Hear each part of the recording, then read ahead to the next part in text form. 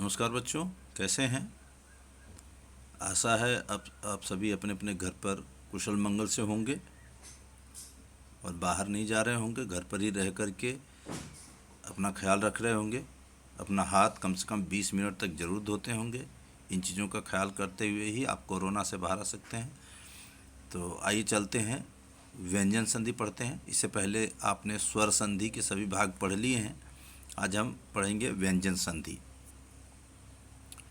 व्यंजन संधि यानी व्यंजन का व्यंजन से अथवा किसी स्वर से मेल होने पर जो परिवर्तन होता है उसे व्यंजन संधि कहते हैं। जैसे शरत जमा चंद शरत चंद, उत जमा ज्वल उज्ज्वल। अब यहाँ कुछ नियम हैं, उनको ध्यान दें। जैसे क जो नियम है, किसी वर्ग के पहले वर्ण क च ट त प का मेल किसी वर्ग के तीसरे अथवा चौथे वर्ण या य र ल व ह या किसी स्वर से हो जाए तो क को ग, च को ज, ट को ड और प को ब हो जाता है। यानी क की जगह पर ग हो जाएगा, च की जगह पर ज हो जाएगा, ट की जगह पर ड हो जाएगा और प की जगह पर ब हो जाएगा। जैसे क जमा ग बराबर ग, आधा ग और पूरा ग। तो इस प्रकार से आप इसमें परिवर्तन देख सकते हैं। दिक जमा गज तो हो जाएगा, क की जगह आधा ग हो जाएगा तो दिग्गज। क जमा ई बराबर गी हो जाएगा तो वाक जमा ईस वागीस। च जमा अ बराबर ज तो अच जमा अंत अजंत। ट जमा आ बराबर डा, सट जमा आनन यानी षडानन। तो यहाँ ट की जगह क्या आ गया, ड आ गया। प जमा ज का क्या हो जाएगा, आधा ब और ज हो जाएगा ज। तो यहाँ अप जमा ज तो अब्ज यानी प की जगह ब। अगला नियम देखिए ख। यदि किसी वर्ग के वर्ण पहले वर्ण क च ट त प का मेल न या म वर्ण से हो तो उसके स्थान पर उसी वर्ग का पांचवा वर्ण हो जाता है। यानी जिस वर्ग का क वर्ण है, च वर्ग है, ट वर्ग है, त वर्ग है, प वर्ग, ये वर्ग हैं। क ख ग घ अंगा यानी पांचवा क्या अंगा है। छ छ ज ज इया यानी पांचवा क्या इया। ट ठ ड ढ ण, ण है पांचवा। त थ द द न है। प फ ब ब म है पांचवा। तो इस प्रकार जो पंचम वर्ण है, मैंने कक्षा में भी आपको बताया होगा। तो जो पंचम वर्ण है यानी अंगा, इया, ण, न, म, तो इनकी जगह पर ये परिवर्तित हो जाते हैं। तो जैसे क जमा म बराबर अंगा, क्योंकि क है, क में म जुड़ रहा है तो क का पंचम वर्ण, क वर्ग का पंचम वर्ण यानी अंगा। तो वाक जमा मय तो वांगमय हो जाएगा। ट है तो ट का पंचम वर्ण है ण, तो ट और म जुड़ेंगे तो ण हो जाएगा। इसलिए षट जमा मास का षण मास हो जाएगा यानी ट की जगह ण हो जाएगा। त जमा न, त का पंचम वर्ण न है तो इसलिए न बनेगा। तो उत जमा नयन तो उन्नयन हो जाएगा, त की जगह न। अगला नियम देखिए ग। त का मेल ग, घ, द, ध, ब, भ, य, र, व या किसी स्वर से हो जाए तो द हो जाता है। यानी इन सभी का देखिए त का मेल यानी त के साथ अगर ग, घ, द, ध, ब, भ, य, र, व या कोई स्वर मिल जाता है तो त का द हो जाएगा। जैसे देखिए यहाँ त जमा भ तो क्या होगा, दभ। तो क्या इसका उदाहरण देखिए, सत जमा भावना तो सद भावना, त के जगह द हो गया। त जमा ई यानी दी, तो जगत जमा ईस तो त की जगह द हो जाएगा और बड़ी की मात्रा तो जगदीश। त जमा भ यानी आधा द और भ तो भगवत जमा भक्ति तो भगवत भक्ति हो जाएगा, त की जगह द हो जाएगा। त जमा र द्र हो जाएगा तो त जमा ध दध हो जाएगा। तो सत जमा धर्म का सद्धर्म हो जाएगा। तो इस प्रकार से देखिए त की जगह क्या हो जाता है, द हो जाता है परिवर्तन होकर के। अगला नियम देखें कि घ नियम क्या है कि त से परे च या छ होने पर, च ज या झ होने पर, ज ट या ठ होने पर, ट ड या ढ होने पर, ड और ल होने पर ल हो जाता है। यानी इन सब की जगह पर परिवर्तित होकर के ल हो जाता है। तो देखिए च से परे, त से परे च, या छ होने पर क्या हो जाएगा? च। ज या झ होने पर ज। ट या ठ होने पर ट। ठीक है, जैसे त जमा च तो आधा च, त की जगह च हो गया ना। पहला नियम देखिए ना, त से परे च, यानी त के बाद च आता है तो क्या हो जाएगा? च बदल जाएगा। च या ज झ होने पर ज हो जाएगा। ट ठ होने पर ट हो जाएगा। तो ये आपको ध्यान रखना है।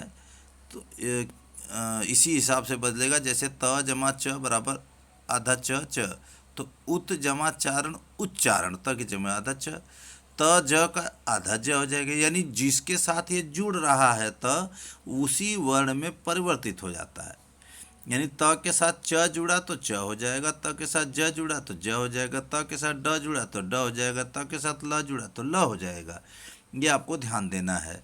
इसीलिए यहाँ पर सत जमा जन सज्जन, उत जमा डयन उड्डयन, उत जमा लास उल्लास। आप देखिए हर जगह त के साथ जो जो वर्ण जुड़े हैं वही वर्ण बन जाते हैं, त हट जाता है।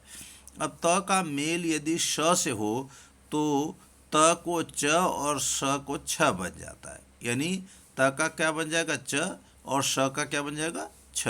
अब देखिए यहाँ पर त और स, तो त का स जुड़ा इसलिए च बना है, तो उत जमा श्वास का उच्छ्वास हो जाएगा। और त के साथ स जुड़ता आधा च छ, तो उत जमा शिष्ट उच्छिष्ट। तो इस प्रकार से इसका परिवर्तन हो जाता है, इसको ध्यान रखेंगे।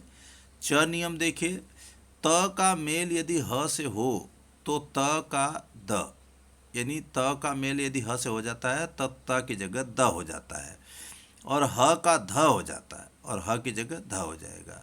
जैसे त जमा ह, तो त की जगह द हो गया और ह की जगह ध हो गया। तो ये देखिए उत जमा हार तो उद्धार, तो त के साथ ह जुड़ा है ना, तो त का क्या हो गया? द हो गया, और ह का ध हो गया, तो उद्धार हो गया। तो यानी अगर उद्धार का आपको संधि विच्छेद करना होगा तो उत जमा हार करना होगा। त जमा ह द ध, तो देखिए उतहरण उद्धरण, यानी त की जगह द और ह की जगह ध हो गया, तो उतहरण होना चाहिए लेकिन यहाँ हो रहा उद्धरण। ठीक है, त जमा ह, यहाँ भी द ध, तो तत जमा हित तद्धित। तद्धित प्रत्यय होता है व्याकरण में, आपने पढ़ा होगा। तो त की जगह द हो गया और ह की जगह ध हो गया, तो तद्धित हो गया। इसका सीधा सीधा मतलब है, जब इन शब्दों का संधि विच्छेद करेंगे, तद्धित का तो तत्हित, उद्धरण का तो उत जमा हरण, उद्धार का तो उत जमा हार, ये आपको ध्यान रखना होगा। आगे देखिए नियम 6, स्वर के बाद यदि छ वर्ण आ जाए तो छ से पहले च वर्ण बढ़ा दिया जाए। यानी वो बदलेगा नहीं बल्कि उससे पहले नया वर्ण आ जाएगा, ये आपको ध्यान रखना। देखिए क्या कह रहा है कि अगर स्वर के बाद कोई स्वर है और उसके बाद छ वर्ण आ जाता है तो छ से पहले च वर्ण बढ़ा दिया जाएगा। अब देखिए यहाँ अ है और छ है, तो अच्छ, यानी छ से पहले आधा च लग गया है। तो स्वच्छंद है तो स्वच्छंद, तो क्या हो जाएगा? स्वच्छंद, यानी छ से पहले व में अ है ना, स्व में तो व के साथ अ जुड़ा हुआ है, आधे स के साथ अ नहीं है लेकिन व के साथ तो है, तो अ है यहाँ पर, स्वर है, तो छ से पहले च जुड़ जाएगा। स्व जमा छंद का स्वच्छंद हो जाएगा। आ जमा छ आछ, लेकिन आच्छादन, तो यहाँ आ जुड़ा हुआ इसलिए च जुड़ जाएगा, आच्छादन। ई जमा छ इच्छ, तो ऊ जमा छ उच्छ। अनु जमा छेद, तो यहाँ देखिए च जुड़ जाएगा, अनु जमा छेद अनुच्छेद। ध्यान रखेंगे इस बात का।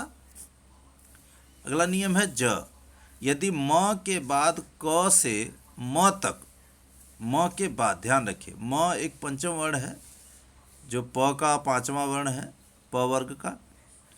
तो यदि म के बाद क से लेके म तक, यानी क से लेके म तक जितने भी वर्ण हैं, कोई भी व्यंजन हो तो म अनुस्वार में बदल जाता है। अनुस्वार यानी बिंदी एक तरीके से कहें, जैसे यहाँ अंग, अंग आह, आह विसर्ग, अंग अनुस्वार। तो यहाँ देखिए म जमा च अंग, तो किम जमा चित, किम जमा चित, किंचित, बिंदी बन गया, जो म था वो बिंदी में आ गया। यहाँ देखिए किम, तो म है, चूंकि इसके बाद च आ रहा है इसलिए म जो है बिंदी के रूप में परिवर्तित हो गया है। तो किंचित, किम जमा कर, किंकर, इस तरीके से आप देख सकते हैं, इस तरह से आप बदलाव को देख सकते हैं। संकल्प, सम जमा कल्प, तो म बिंदी बन गया तो स के ऊपर बिंदी कल्प। मच जमा संग, म जमा च संग, तो सम जमा च संचय। म जमा त अंग, तो सम जमा तो संतोष। म जमा ब अंग, तो सम, तो क्या आ जाएगा, सम जमा बंध संबंध। म जमा प बराबर अंग, सम जमा पूर्ण संपूर्ण। इस तरीके से यह नियम बदलता जाएगा। म के बाद म का द्वित्व होता है, हो जाता है। अगर म के बाद ही म आए तो द्वित्व यानी दो म हो जाएंगे। तो सम जमा मत सम्मति, तो ये आसान सा है। सम जमा मान सम्मान, आप इसका ख्याल रखेंगे।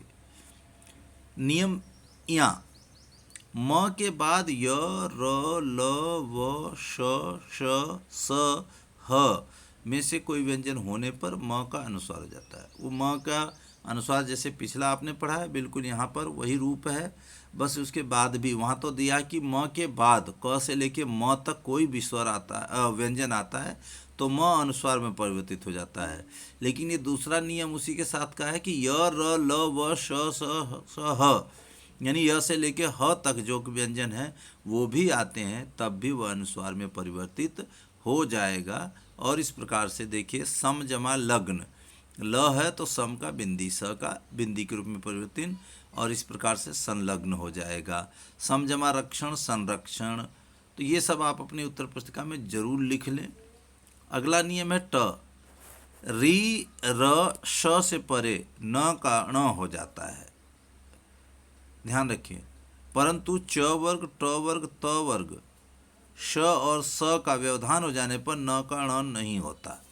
जैसे र जमा न ण, अब र जमा न है, र होना चाहिए लेकिन र यहाँ गायब है, न का ण हो गया। परि जमा नाम परिणाम, र जमा मण, प्र जमा मान प्रमाण, तो इस प्रकार से परिवर्तन देख सकते हैं। स से पहले अ, आ से भिन्न कोई स्वर आ जाए तो स को श हो जाता है, यानी स से पहले अ या आ से भिन्न कोई स्वर, यानी अ आ नहीं बल्कि कोई और स्वर होगा तो, अ आ नहीं होना चाहिए, कोई और स्वर होगा तो स का श, षटकोण वाला श हो जाएगा। जैसे भ जमा स, तो श, क्योंकि स से पहले क्या आया है, भ आया है, ठीक है। तो अभिषेक, यहाँ क्या हो गया, अभिषेक। नि जमा सिद्ध, निषिद्ध। वि जमा सम, विषम।